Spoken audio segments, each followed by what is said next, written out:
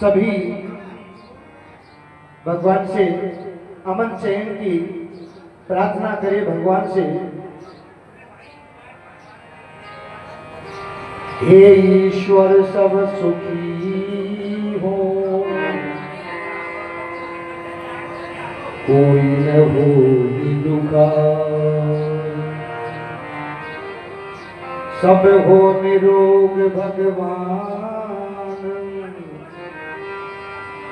भरो धन धान का भंडार। सब घात भाव देके सन्मार्ग के पथिक हो, कोई न होय दुखार।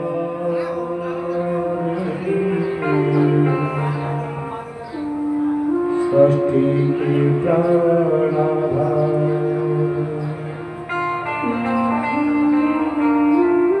आइए सुख शांति के लिए, सुख समृद्धि के लिए हम भगवान से निवेदन करते हैं कि हमारे परिवार में एकता बनी रहे, हमारे गांव में एकता बनी रहे और सभी सुखी हो, सभी धनवान हो, सभी के पुत्र हो, ऐसे हम भगवान से प्रार्थना करते हैं। और सुखी बसे संसार सब,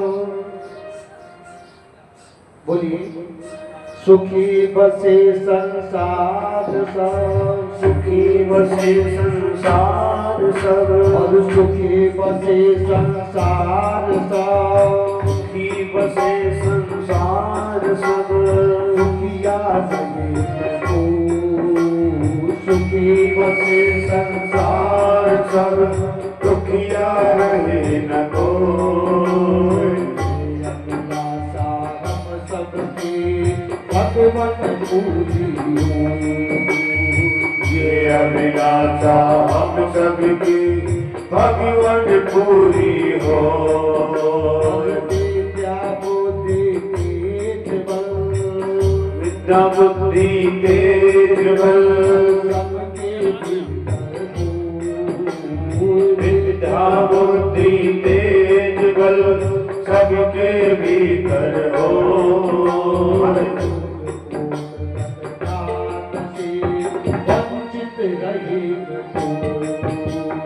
दूध पूत धन धान से वंचित रहे न को,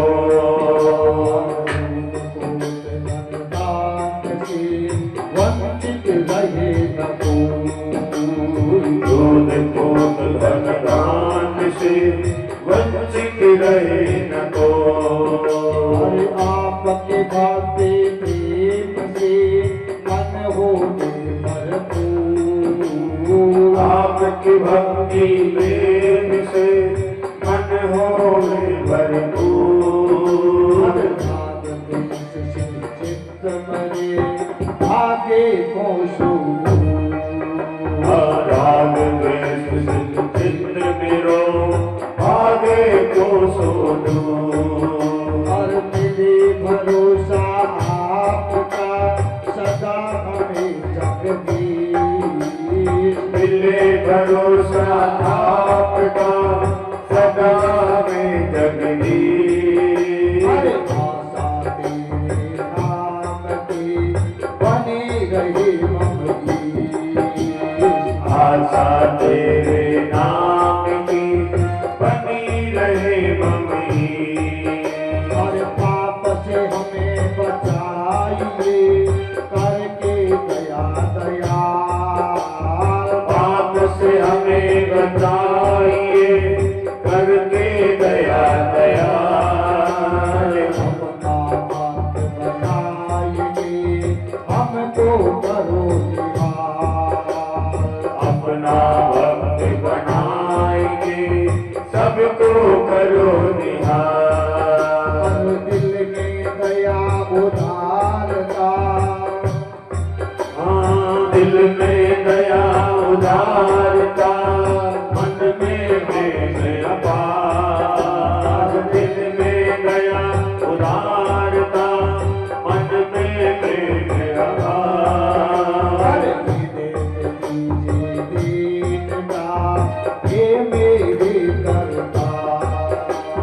हृदय में दीजिए दीनता, हे मेरे करता। हाथ जोड़ विनती करो, सुनिए हाथ जोड़ विनती करो, सुनिए कृपा निधान।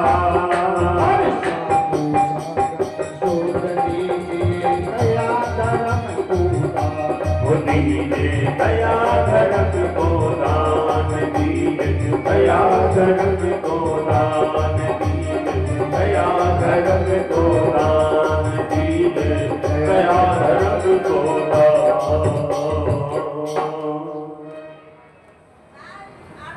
बोली बाल कृष्ण लाल की जय। सर्वप्रथम मेरे परम आराध्य देव प्रिया प्रियतम भगवान आनंद कंद को मैं प्रणाम करता हूँ। वो अपना आसन ग्रहण करें। तत्पश्चात मेरे गुरुदेव समान सुखदेव जी महाराज रूपी गुरुदेव वो भी अपना आसन ग्रहण करें। श्री राम जी महाराज दरबार में विराजमाने हैं। आइए हनुमान जी विराजिए,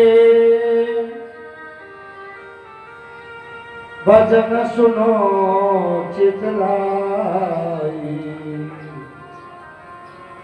तुम पायत श्री राम की करुणा हमारी सहाय। तत्पश्चात ग्राम के सभी देवी देवता क्षेत्रपाल भगवान, गांव में सभी के पितृ देवता यजमान श्री गोविंद जी ठाकुर साहब के ग्रह पितृश्वर भगवान भी विराजे। भगवान की कथा का अमृत पान करें। जिसके पश्चात गांव से सभी पधारे हुए सभी महानुभाव सभी को हमारा जय जय सिया राम राधे श्याम। आइए हम भगवान की कथा में प्रवेश करने से पूर्व भगवान नाम का संकीर्तन करते हैं।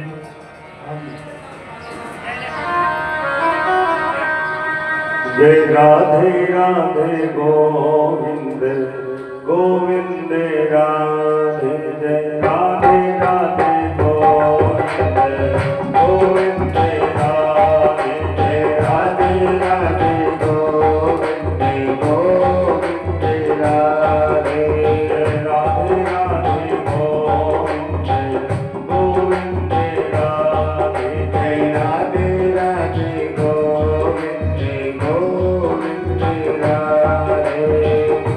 गोविंद राधे गोपाल राधे, गोविंद राधे गोपाल राधे, गोविंद राधे गोपाल राधे, गोविंद राधे गोपाल राधे, जय राधे राधे गोविंद गोविंद राधे, जय राधे राधे गोविंद गोविंद राधे, राधे राधे गोविंद गोविंद राधे, राधे राधे गोविंद गोविंद राधे, राधे राधे गोविंद गोविंद राधे, राधे राधे गोविंद गोविंद राधे, राधे राधे गोविंद गोविंद राधे, राधे राधे गोविंद गोविंद राधे, राधे राधे गोविंद गोविंद राधे, राधे राधे गोविंद गोविंद राधे, राधे राधे गोविंद गोविंद राधे। आइए सभी भाव से शांति से करते हुए राधे गोविंद गोविंद राधे, राधे राधे गोविंद गोविंद राधे,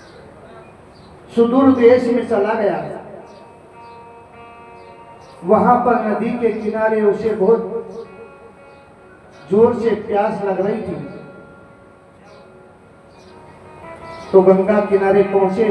वहां उन्होंने एक सुंदर कन्या को देखा। सुंदर कन्या को देख करते ही राजा मोहित हो गया और उन्होंने वहां पर गंधर्व विवाह कर लिया। उस कन्या को राजा उत्तानपाद अपने घर ले आए। देखो जी, स्त्रियां चाहे तो अपने घर को स्वर्ग बना दी और स्त्रियां ही चाहें तो अपने घर को नरक भी बना देती है।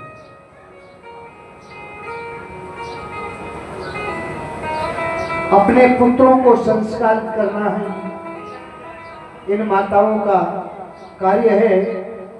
किसी के पुत्र नहीं है, चलो गोद ले लेंगे, लेकिन पुत्र कुपुत्र हो जाता है। अरे गोद लेवो तो कन्या लेवो, पुत्री कुपुत्री नहीं होती है। वो हर तरीका का अपने माँ बाप का, परिवार का, सबका ख्याल रखेगी, इज्जत का, नाम का। और बेटा नाम के लिए करते हैं, लेकिन बदनाम कर दिया तो जिंदगी भर रोना है। तो माताओं से मेरा यही निवेदन है कि अपने बच्चों को अच्छा संस्कार देते रहें। राजा उत्तानपाद के वो पत्नी आई, उसका नाम था सुरुचि। पहले से जो पत्नी थी वो थी सुनीति। जो ही उसको लेकर के आए, उस कन्या ने कहा कि ये कौन है? उत्तानपाद महाराज ने कहा कि ये मेरी धर्म पत्नी है, ये पहले से ही है। तो साहब वो सौत हो गई। कहा कि नहीं, ये इस घर में नहीं रहेगी तो मैं नहीं रहूंगी। राजा चाहे इसे रख लो, चाहे मुझे रख लो। थोड़ा समय सुरुचि और सुनीति के बारे में और आपको बताता हूं। सुरुचि का अर्थ है स्वयं रुचि से सुरुचि, यानी जो अपनी रुचि के अनुसार काम करे उसे सुरुचि कहते हैं। सुरुचि अपनी इच्छा से ही कार्य करती थी।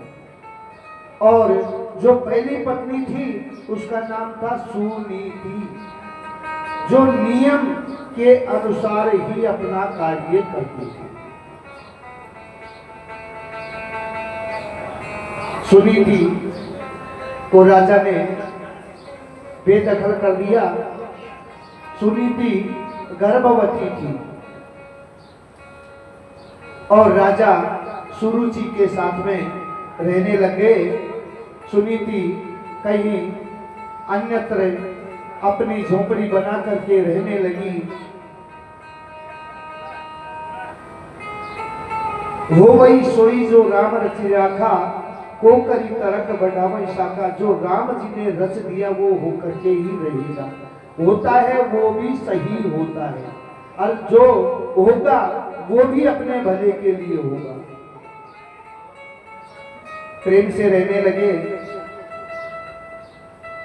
माता सुनीति के समय आने पर प्रसव के द्वारा एक पुत्र का जन्म हुआ। तो पुत्र को उसने अच्छे अच्छे संस्कार दिए, संस्कारित किया। भगवान के नाम का संकीर्तन करती, राधे राधे करती, रोज भगवान की कथा सुनाती। जहां भी सत्संग होता अपने पुत्र को लेकर के जाती, तालियां बजवाती, नचाती, किसी भी प्रकार से मेरे पुत्र का मोह भगवान के चरणों में हो जाए।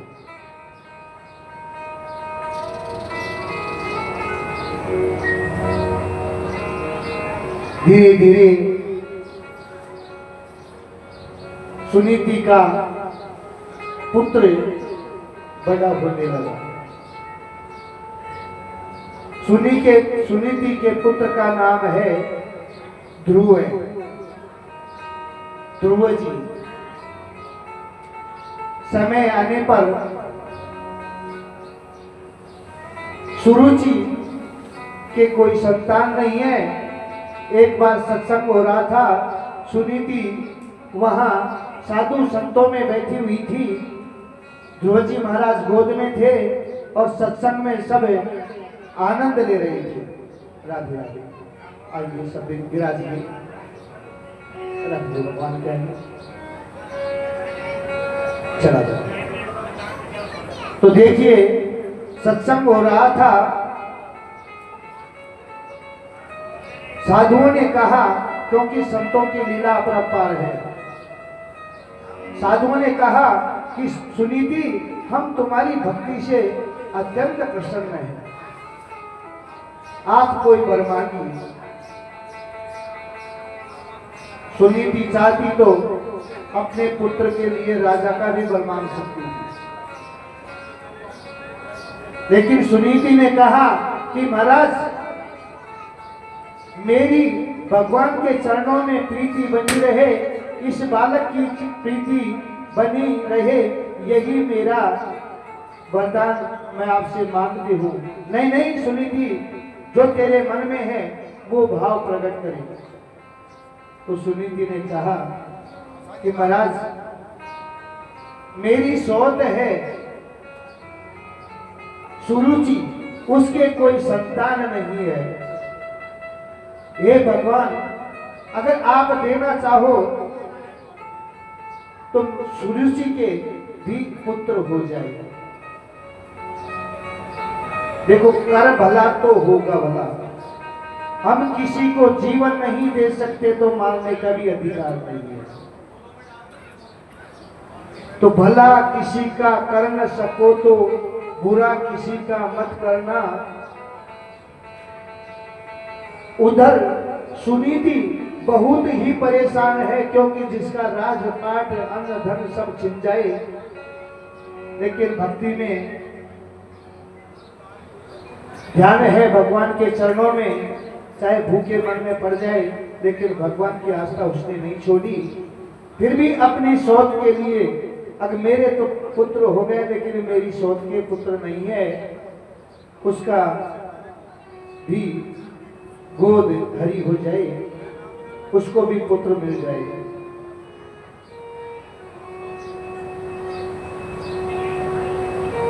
धीरे धीरे भगवान की कृपा हुई, क्योंकि आशीर्वाद व्यर्थ नहीं जाता है। संतों का आशीर्वाद था, सुरुचि की गोद हरी हुई और समय पाकर के उनके एक पुत्र हुए। अब तो सुनीति के भी पुत्र हैं और सुरुचि के भी पुत्र हैं। धीरे धीरे बड़े होने लगे। अब ध्रुव जी हो गए 4 साल के, और जो उनके सुरुचि के पुत्र हुआ था उसका नाम था उत्तम। उत्तानपाद के दूसरे पुत्र का नाम था उत्तम। महाराज एकदा सुरुचि पुत्र काम रूप लालयन उत्तनारुक्षंत ध्रुवराज नंदनतः। एक दिन सुरुचि अपने महल में बैठी हुई थी। महाराज आसन पर विराजमान थे। वहीं पर उनका उत्तम खेल रहा था।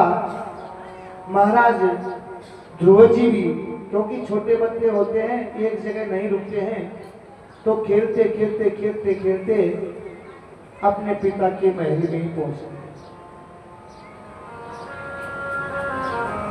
जो ही वो जाकर के पिता की गोद में बैठना चाहते थे, तपाक से सुरुचि ने उसका हाथ पकड़ लिया।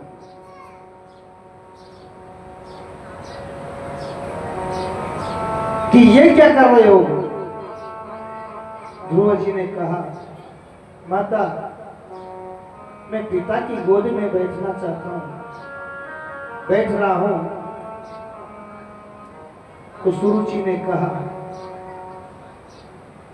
पिता तो तेरे हैं, लेकिन पिता की गोद में बैठने का तेरे को अधिकार नहीं है। अगर इसका अधिकार है तो मेरे बेटे को हो, जिसने मेरी कोख से जन्म लिया है, उसी को पिता की गोद में बैठने का हक है। महाराज ध्रुव जी ने बहुत प्रयास किया, लेकिन सुरुचि ने एक नहीं मानी। ध्रुव जी महाराज आंखों में आंसू भर करके खड़ी हैं और बार बार आग्रह कर रहे हैं कि माता हमें पिताजी की गोद में बैठने दीजिए। तो माता ने कहा, अगर तुम्हें गोद में बैठना है और यह बैठना था तो मेरे गर्भ से जन्म लेते, और अब भी तुम्हें बैठना है तो वन में चले जाओ और जाओ भगवान का भजन करो, तपस्या करो, और जब भगवान प्रसन्न हो जाए तो उनसे वर मांगो कि मैं सुरुचि के गर्भ से पैदा होगा, सुरुचि के गर्भ से पैदा हो, जब ही तुम इस गद्दे पे बैठने के हकदार हो।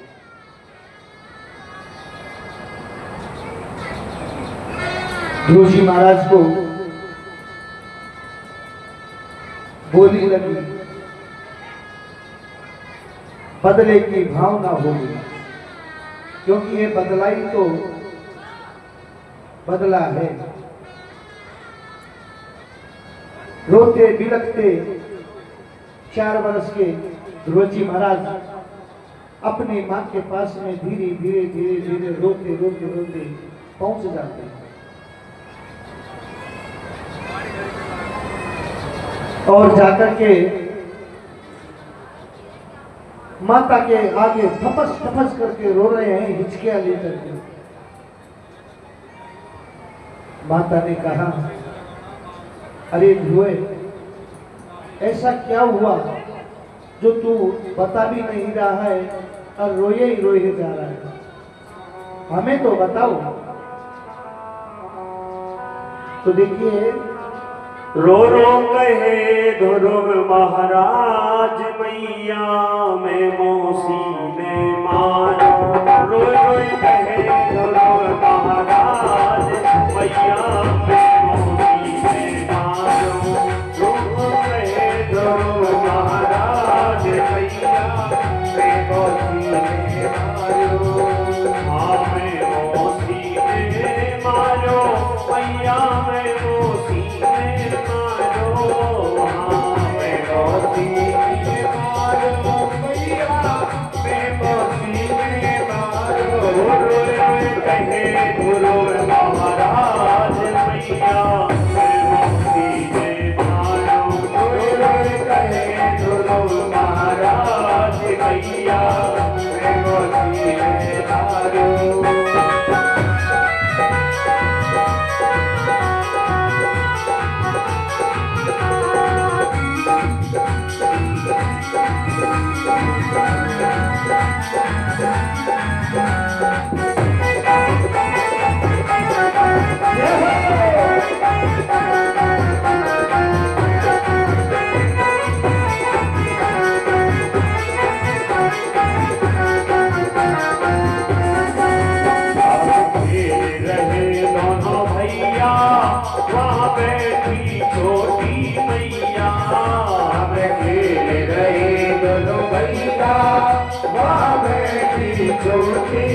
मैया हम खेल रहे दोनों भैया वहाँ बैठी छोटी मैया हम खेल रहे दोनों भैया वहाँ बैठी छोटी मैया जाने को लिए बेकार मैया मौसी ने मारो रोए रोए रहे ध्रुव महाराज भैया मेरे मौसी ने मारो बेमौसी में मारो री मैया बेमौसी में मारो बेमौसी में मारो रे मैया बेमौसी में मारो रोए रोए कहे ध्रुव महाराज मैया बेमौसी में मारो रोए रोए रहे ध्रुव महाराज भैया मेरे मौसी ने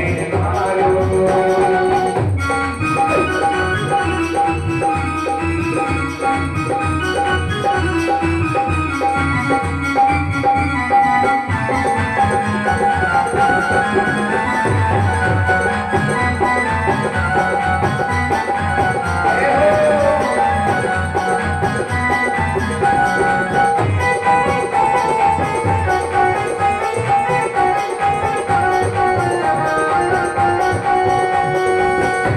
मौसी ने धक्का दीनो ना तरस पिताने कीनो मौसी ने धक्का दीनो ना करत ठिकाने कीनो मौसी ने धक्का दीनो ना तरस पिताने कीनो मौसी ने धक्का दीनो ना करत ठिकाने कीनो उत्तम गोद लिए बेकार भैया मारो रोए रोए रहे ध्रुव महाराज भैया मेरे मौसी ने मारो आज मैं मौसी में मारी मैया मैं मौसी में मारो मैं मौसी में मारो रे मैया मैं मौसी में मारो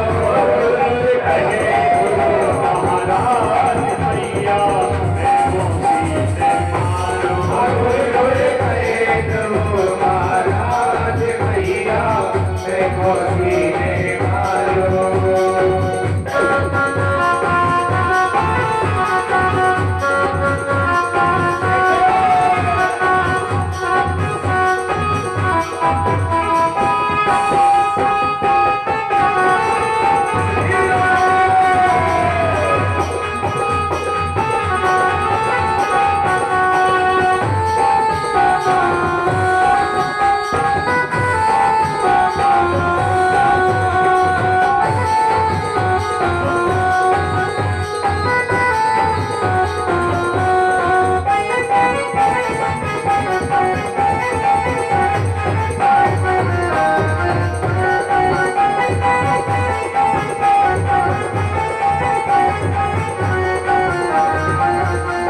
भैया हम तो वन जावे ना लौट के घर को आवे भैया हम तो वन ना लौट के घर को आवे भैया हम तो वन जावे ना लौट के घर को आवे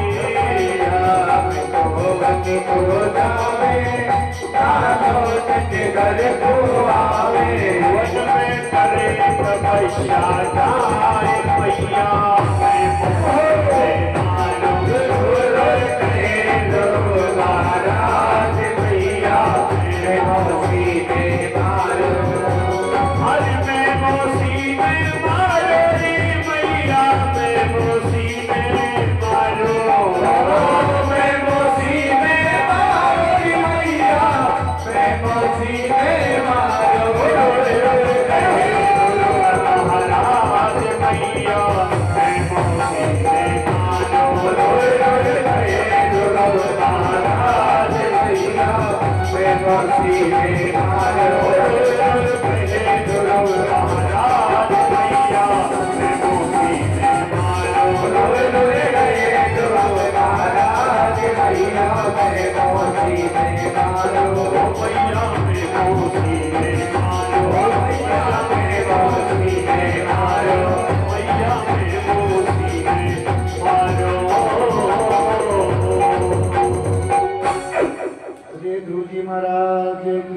रे।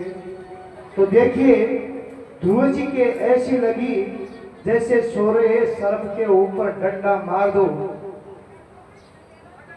और वो मरे नहीं तो उसमें बदले की भावना हो जाती है। उस प्रकार से लंबी सांस खींचते हुए मौसी के सामने बार बार सांस खींचते और गुस्सा करते हुए माता के पास में आ जाते हैं। और माता ने आते ही ध्रुव जी को अंक में भर दिया कि बेटा क्या हुआ, तू रो क्यों रहा है, तू रो क्यों रहा है। क्योंकि माँ की ममता होती है। माँ को बताया कि माँ ऐसा तुमने क्या किया था, ऐसा आपने क्या पाप किया था जो आपको इतना कष्ट उठाना पड़ रहा है। और आप कौन से पापी हो,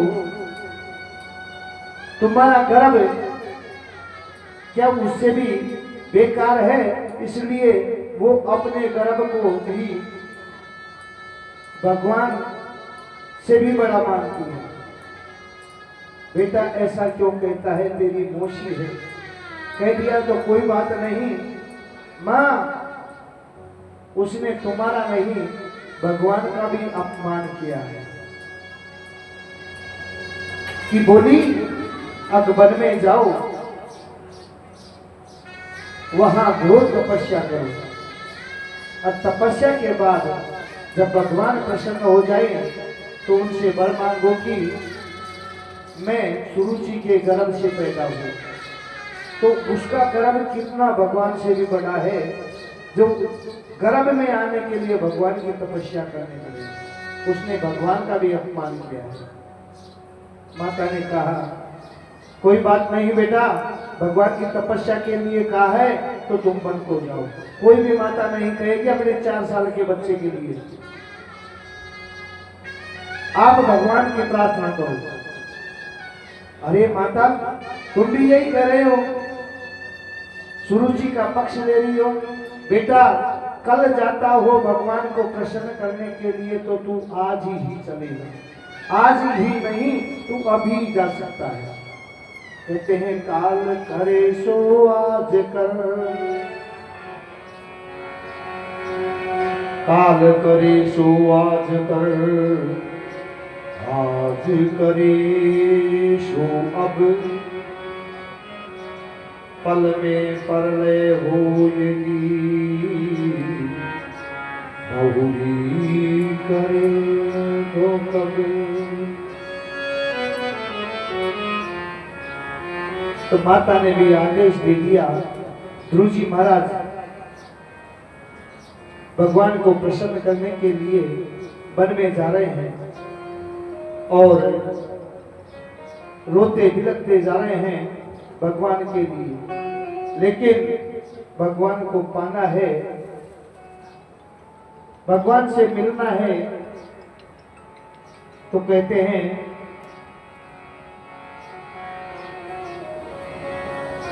कि भक्ति ही सर्वोपरि है। अगर मां के कहने पर वो गई ठीक है, लेकिन भगवान से मिलने का तो गुरु है। जब तक गुरु प्राप्त नहीं, गुरु की कृपा प्राप्त नहीं होगी तब तक भगवान से मिलना असंभव है।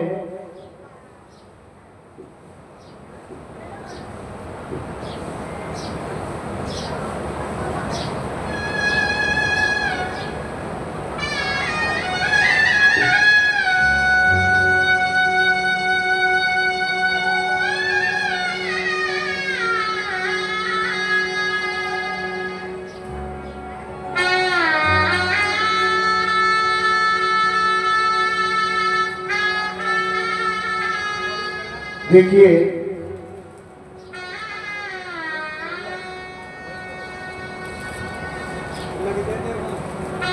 गुरु के लिए शिष्य भी उत्तम होना चाहिए। ये नहीं देख लिया, अच्छी कथा बाँचे हैं, अपने तो गुरु बना लिया। नहीं, शिष्य के लिए गुरु भी उत्तम होना चाहिए और गुरु के लिए शिष्य भी उत्तम होना चाहिए। जो शिष्य गुरु की आज्ञा का पालन करे उसी को शिष्य बनाना चाहिए और गुरु की भी शिष्य को परीक्षा लेनी चाहिए। तो देखिए, गुरु के बिना इस भवसागर से पार नहीं है। पहले के जमाने में सब उड़ा करते थे, विज्ञान आज के दिन से भी बहुत ज्यादा था। पहले लकड़ी के उड़न खटोले बना करके उड़ा दिया करते थे। सुनता हूं मैं आप जैसे बुजुर्गों से। महाराज नारद जी आकाश मार्ग से उड़ते हुए जा रहे हैं। उनकी नजर नन्हे से बालक पर पड़ी। उन्होंने देखा कि ये जंगल में ये बालक कहां जा रहा है। पास में पहुंचे, वहां प्रकट भये, और ये तो दो नहार के पात सीखने, ये तो प्रभु का सत्संगी जोरदार है, चलो मैं इसकी परीक्षा लेता हूं। जो नारद जी महाराज ध्रुव जी के आगे आए, ध्रुव जी ने उनका अभिवादन किया और साष्टांग प्रणाम किया। हाथ जोड़ करके प्रार्थना प्रणाम किया। नारद जी ने सोच लिया कि प्रथम सिद्धि तो इसने पास कर चुकी है, कि ये प्रथम कक्षा तो पास कर गए, लेकिन आगे भगवान के को पाने के लिए बहुत कठिन रास्ता है। तो कहा कि बेटा, तुम्हारा क्या नाम है, तुम कहां से आए हो, तुम्हारी मां का क्या नाम है और क्यों जा रहे हो। ध्रुव जी महाराज ने कहा कि मैं राजा उत्तानपाद का पुत्र हूं, मेरी मां का नाम सुनीति है, मेरी मौसी का नाम सुरुचि है, और मैं माता सुरुचि मेरी मौसी के कहने से मैं वन में जा रहा हूं, भगवान की तपस्या करने के लिए जा रहा हूं, मुझे भगवान मिलेंगे। और वन में अगर भगवान रहते हैं तो सियारों को मिल जाए, वहां तो बब्बर शेर रहते हैं मोटी मोटी। नाश्ता कर जाएंगे बेटा तो दिन में रोटी कितनी बार खाता है, भोजन कितने बार करता है। ध्रुव जी ने कहा यही को 4-5 बार कर लेता हूं, जब भी भूख लगती है मेरी माता मुझको गोदी में बिठा करके भोजन कराती है। नारद जी ने कहा बेटा वहां भोजन कहाँ है, तेरे को भोजन कौन कराएगा, बेटा भूखा मर जाएगा, तू वन में मत जा। महाराज आप कौन है, ध्रुव जी ने पूछा आप कौन है, कि मैं नारद हूं। ध्रुव जी ने कहा कि आप नारद नहीं हो सकते, क्योंकि तुम तो वापस जाने के लिए कह रहे हो कि भगवान से मिलने के लिए मत जाओ। लेकिन नारद जी ने कहा कि मैं ही नारद हूं बेटा, अब आप नारद होते तो वापस जाने के लिए नहीं कहते। तो नारद जी ने सोच लिया इसने दूसरी सिद्धि भी पास कर ली। जिनको मैं कल भी बताया था कि जिनको नारद जी का दर्शन हो गया उनको भगवान का जरूर होता है। तो नारद जी ने उनको गुरु मंत्र दिया, कान में मंत्र दिया ओम नमो भगवते वासुदेवाय, ओम नमो भगवते वासुदेवाय। 3 मंत्र उनके कान में फूके और कहा, बेटा वन में जैसा भी तुमको कंद मूल फल पत्ते मिले, जल मिले, वैसा आहार करना और भगवान के नाम का जाप करना, तुम्हें भगवान अवश्य मिलेंगे। मैं भी भगवान से निवेदन करता हूं। सोचिए, गुरु जी महाराज 4 साल के हैं, उनको गुरु भी मिल गया। कोई पढ़े लिखे नहीं है गुरु जी, कोई वेदशाला में नहीं पढ़े, अभी उनका विद्याध्ययन का समय ही नहीं आया था। गुरु जी महाराज घोर विकट जंगल में चले जा रहे हैं, नंगे पांव, छोटे से। थोड़ा आप भी सोच करके देखिए कि ऐसी स्थिति उनकी बनी धीरे धीरे, लेकिन जाकी घर से लगन लगी, लगन ना छूटेगी यारो।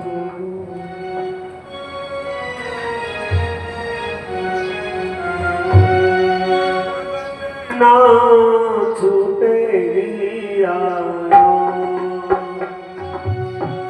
छूटेगी यारो, लगन ना छूटेगी यारो, जाकी घर से लगन लगी है, लगन ना छूटेगी यारो।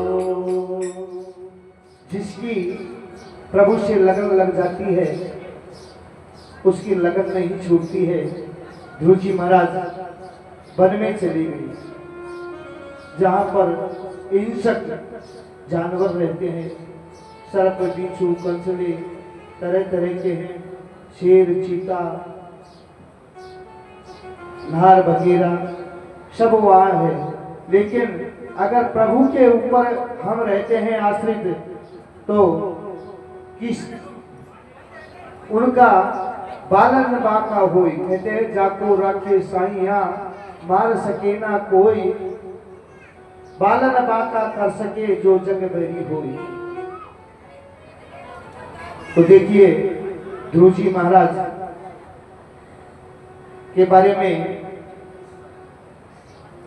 बताया है कि इतिहास, पुराण, वेद, शास्त्र, विधि के बिना मनमुखी भक्ति जो हम करते हैं, उससे उत्पात खड़े हो जाते हैं। जो हमारे दिल से करते हैं उसमें उत्पात खड़े हो जाते हैं। भगवान कभी नहीं मिलते, अगर मिलते हैं तो सत्यम परम धीमहि। ध्रुव जी महाराज यमुना नदी में स्नान करके आचमन किया, एकांत जगह देखकर एक वट वृक्ष के नीचे, बरगद का पेड़ है, उसके नीचे खड़े हो गए और जाप कर रहे हैं। ओम नमो भगवती वासुदेवाय, ओम नमो भगवते वासुदेवाय, ओम नमो भगवते वासुदेवाय, ओम नमो भगवते वासुदेवाय, ओम नमो भगवते वासुदेवाय, ओम नमो भगवते वासुदेवाय। ध्रुव जी महाराज का पहला महीना चल रहा है, भक्ति में लीन है, एक पैर पे खड़े हैं। 3 दिन तक कुछ नहीं खाते, 3 दिन में जाकर के कोई कंदमूल फल मिल जाता उसे ले लेते और जाप कर रहे हैं। ओम नमो भगवते वासुदेवाय,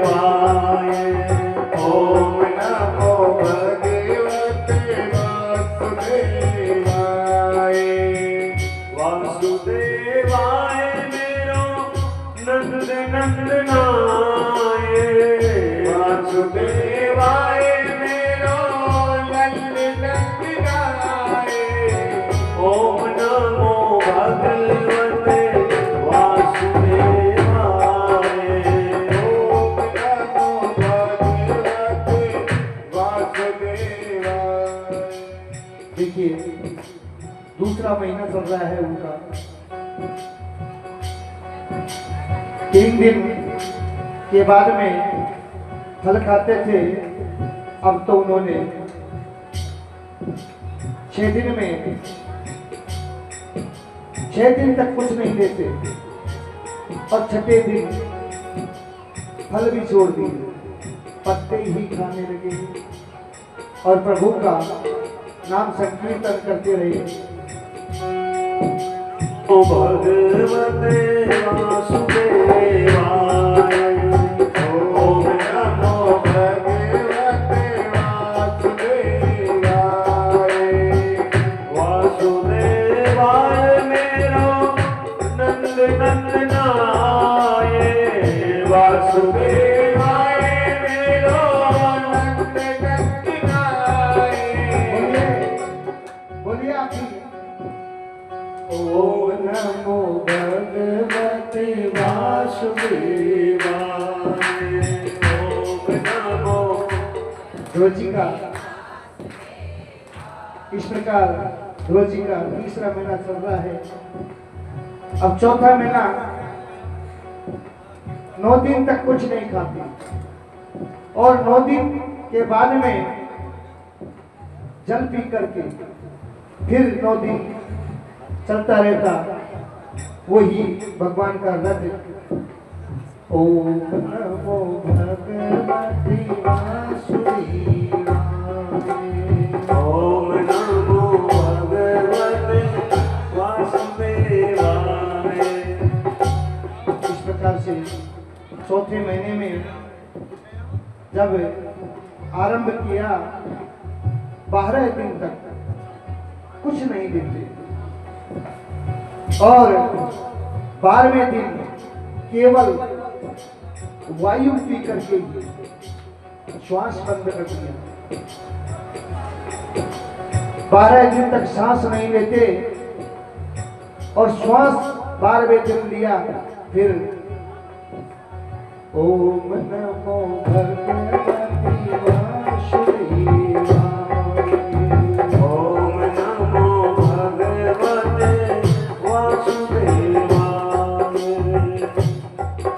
ओ भगवते वासुदेवाय।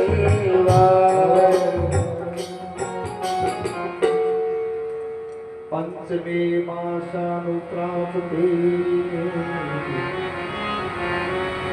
जिह्वासो निशात्मः ध्यायन् ब्रह्मपदतेन ततस्तो स्थानो स्वाचलः। जब 5वां महीना लगा अब तो ध्रुव जी ने श्वास लेना भी बंद कर दिया और अपने प्राणों को ब्रह्मरंध्र में ले गए और ब्रह्मांड में चढ़ा करके भगवान का श्वास बंद करके तपस्या कर रहे हैं। ओम नमो भगवते वासुदेवाय। जब श्वास रोक लिया गया, धीरे धीरे ब्रह्मांड में जाकर श्वास रुक गया, प्राण अवरुद्ध हो गया, एकदम सन्नाटा सा गया। ध्रुव जी के हृदय में नारायण भगवान का प्राकट्य हो गया। एक पैर पे ध्रुव जी महाराज खड़े हैं। ध्रुव जी ने जैसे ही श्वास को रोककर प्राण वायु को रोका तो जितने भी देवी देवता है उनको श्वास लेने में कठिनाई होने लगी। सब देवता घबरा गए और ब्रह्मा जी महाराज के वहां पहुंचते हैं। बोले भगवान हमारे प्राणों की रक्षा करो, रक्षा करो, रक्षा करो, हमें श्वास लेने में बहुत कठिनाई होती है।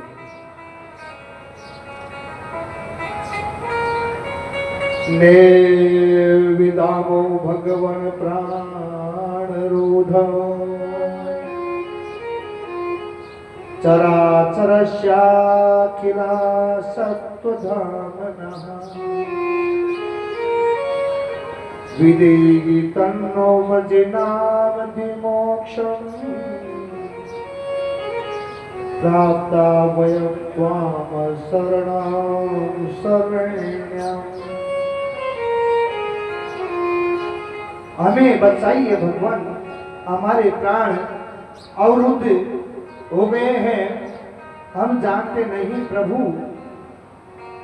प्रभु ने कहा, देवताओं डरो नहीं, मेरा नन्हा सा भक्त मेरी समाधि में बैठा हुआ है, वो इतना ध्यानस्थ है, इतना ध्यान मग्न है कि उसका प्राण अवरुद्ध हो गया। अभी जाकर दर्शन देता हूं और उसकी श्वासों को चलवाता हूं। भगवान ने चतुर्भुज रूप धारण किया। भगवान दर्शन देने नहीं जा रहे हैं, भक्त को देखने के लिए जा रहे हैं, दर्शन करने के लिए। जब हमारी लालसा होती है कि भगवान से मिलने का, तो भगवान स्वयं चले आते हैं, अगर हमारे मन में दृढ़ संकल्प है तो। मन के हारे हार है, मन के जीते जीत। अगर हमने मन को भगवान में, गोविंद में लगा दिया तो गोविंद की प्राप्ति जरूर होगी। लेकिन कहते हैं हम तो उसमें फंसे हुए हैं।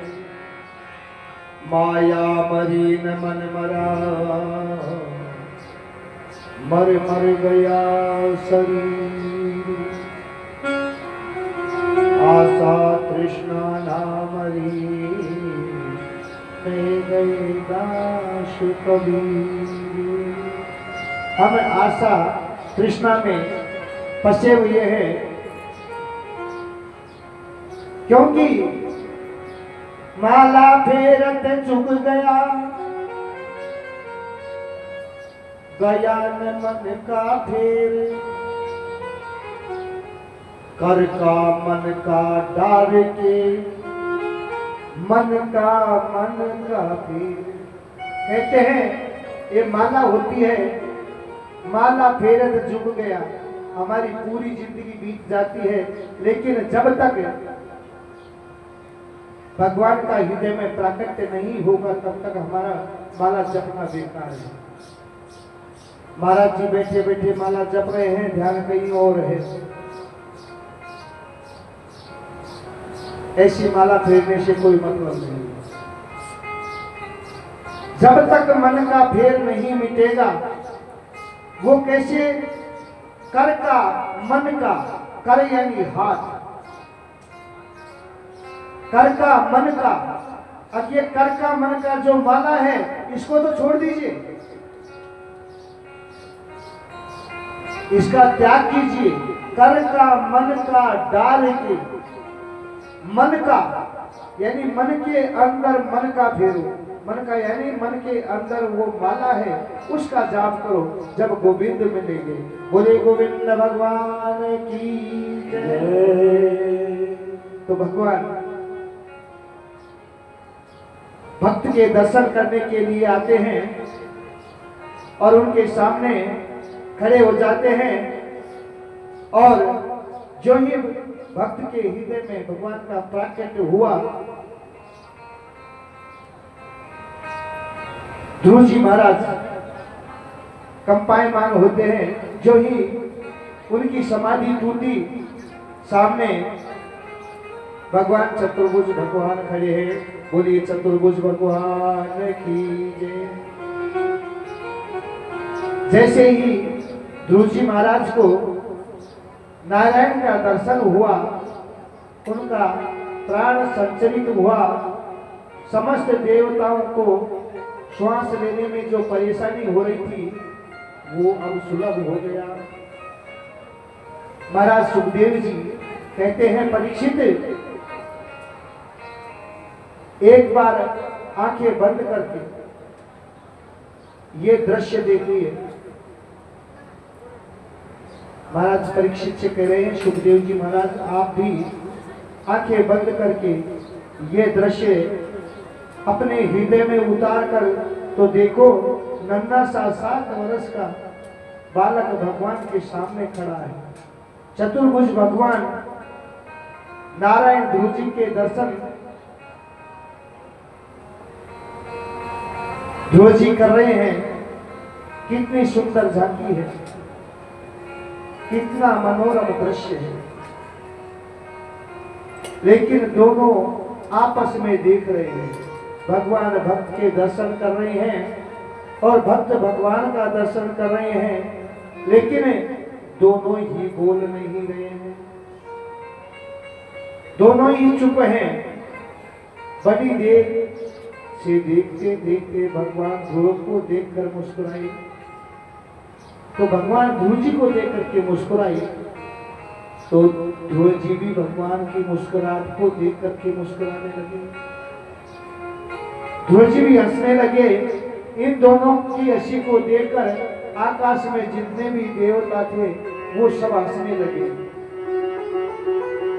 इन सबकी हंसी को देख करके आचार्य सुखदेव जी महाराज को भी हंसी आ जाती है, क्योंकि जो भागवत प्रवक्ता थे महाराज सुखदेव जी, उनको भी हंसी आ जाती है। जो ही सुखदेव जी महाराज को हंसी आई तो चारों तरफ हंसी होने लगी, सब हंसने लगे।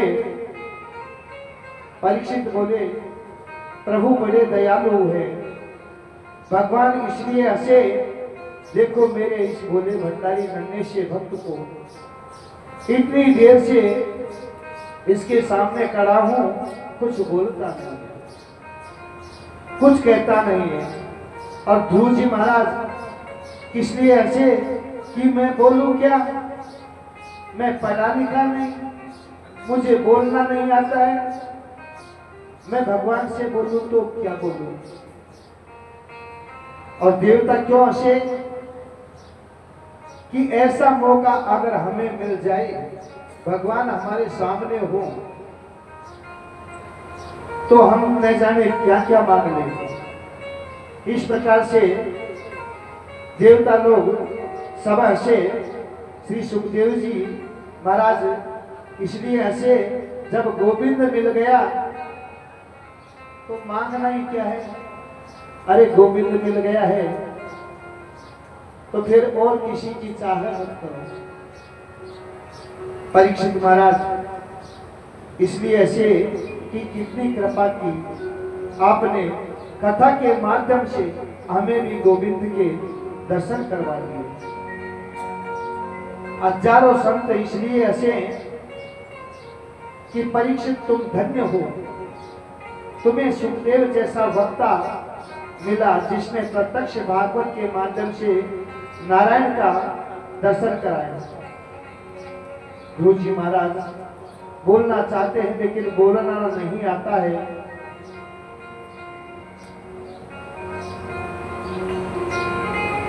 देखिए, मूक करोति वाचा,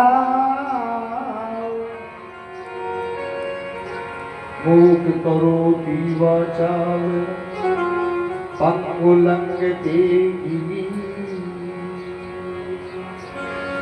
यत्र पातः वन्दे परमानंद माधवः।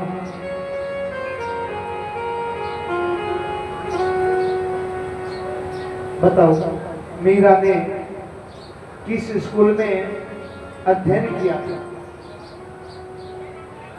कौन सी बैरिस्ट्री की थी, किस कॉलेज का मुख देखा, लेकिन आज मीरा के पद स्नातकोत्तर तक के कोर्स में उनका अध्ययन करवाया जाता है। बड़े बड़े सर्च होते हैं। जिस सूरदास के जन्म से ही अंधा है, आंखें नहीं है, आज भी उनके पद हैं, वो बीए बीएड तक बच्चों को अध्ययन करवाए जाते हैं। तो इसी प्रकार से महाराज गुरु जी को भी बोलना नहीं आ रहा है। अगर भगवान सामने हैं तो आज के कलयुग के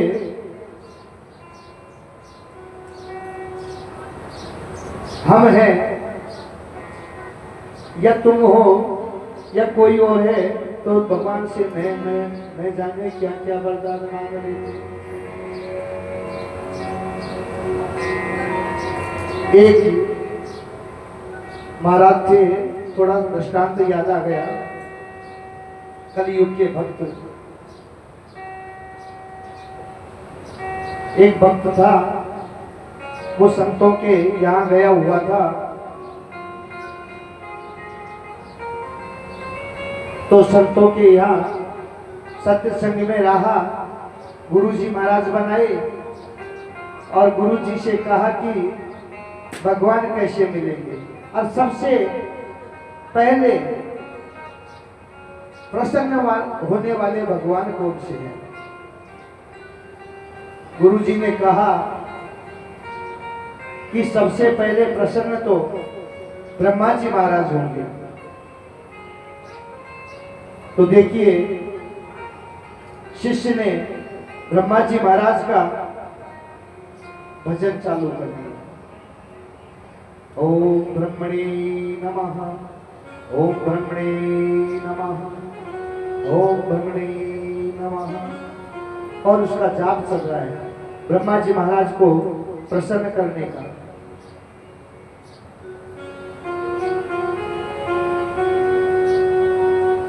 तो ब्रह्मा जी महाराज प्रसन्न हो गए। प्रसन्न हो गए तो उन्होंने कहा कि भक्त, मैं तेरी भक्ति से प्रसन्न हूं, तू कुछ मांग।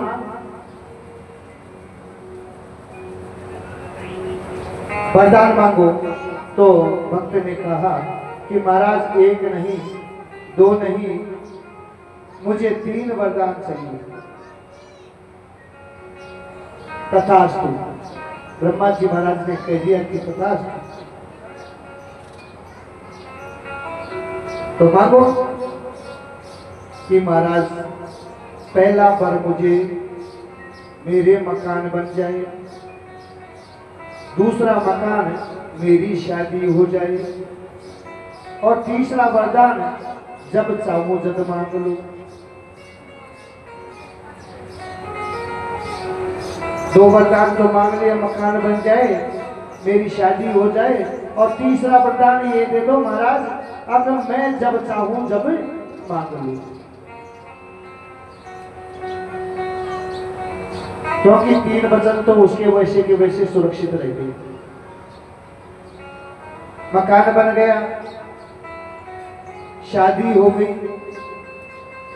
एक दिन जोरदार बरसात हो रही थी,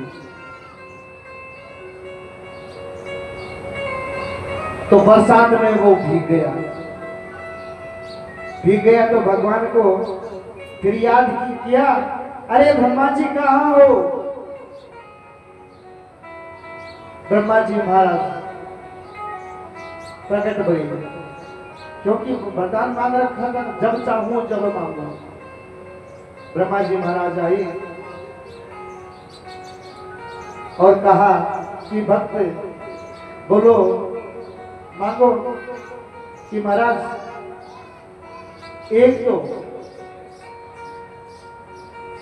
बदल मेरे मकान के ऊपर नहीं बरसे,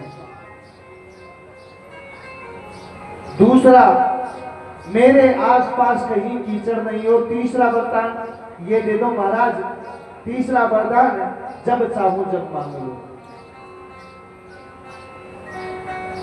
ब्रह्मा जी महाराज वरदान दे दिया, फिर चले गए। एक प्रकार से महाराज ब्रह्मा जी को नौकर जैसा भाव रख लिया कि जब चाहूं जब बुला लो, जब चाहूं जब 3 वरदान फिर ले लो। इस प्रकार से ब्रह्मा जी महाराज परेशान हो गए। विष्णु भगवान के पास गए कि देखिए ऐसे कलियुगी भक्तों से मैं परेशान हो गया, महाराज इस भक्त से मेरा पीछा छुड़वाइए। इसके लिए मैं हरदम तैयार रहता हूं, कब इसको समस्या आ जाए और कब ये मेरे से वरदान तीन फिर सुरक्षित रख लेता है। भगवान विष्णु ने मां शारदे को आदेशित किया कि अब की बार उस भक्त की जिब्या पर आप विराजमान हो।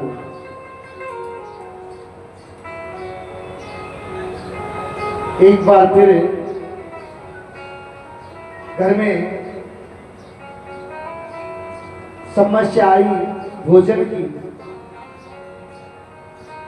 तो महाराज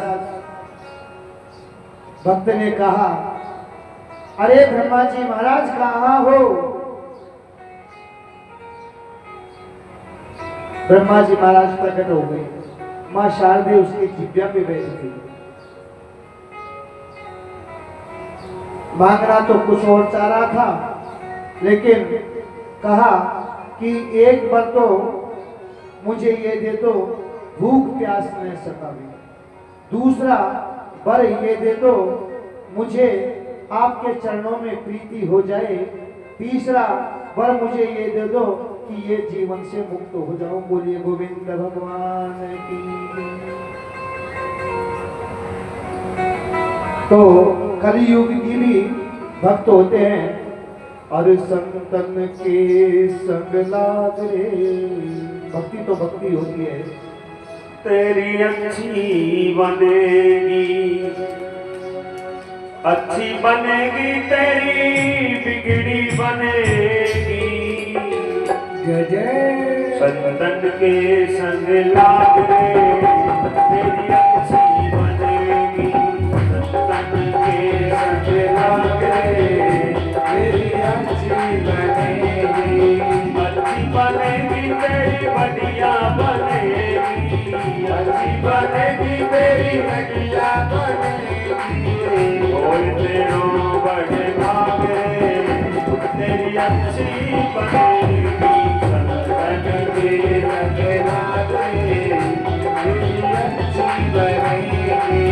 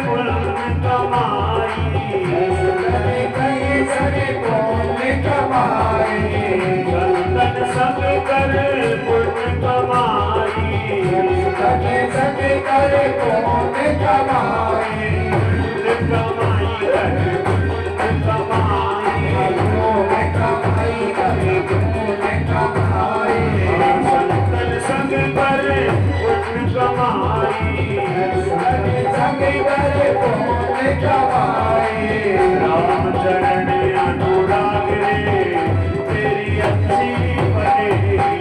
सतन के संग लाग रे, तेरी अच्छी बनेगी।